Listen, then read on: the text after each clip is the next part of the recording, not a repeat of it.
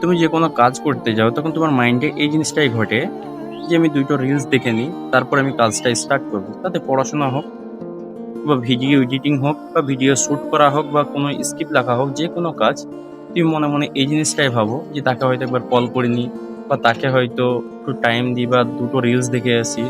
তো ২ টো রিলস দেখতে ম্যাক্সিমাম তুমি ৫০ পিসের উপরে দেখে নাও। তারপরে যে তোমার বাকি কাজটা থাকে, সেই কাজটা করবার জন্য তখন তোমার হঠাৎ করে মনে পড়ে যায়। এরপরে তুমি অনেক তাড়াহুড়ো করে সেই কাজটাকে করতে যাও।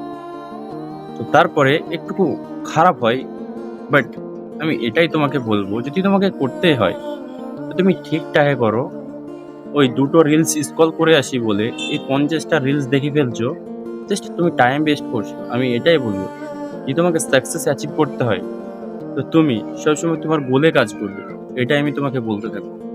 অবশ্যই ফোকাস করো তোমার ওই গোলে, যাতে তুমি সাকসেসটাকে অ্যাচিভ করতে পারো। আর অবশ্যই ভিডিওটা ভালো লাগলে পরে ফলো করে পাশে থাকো।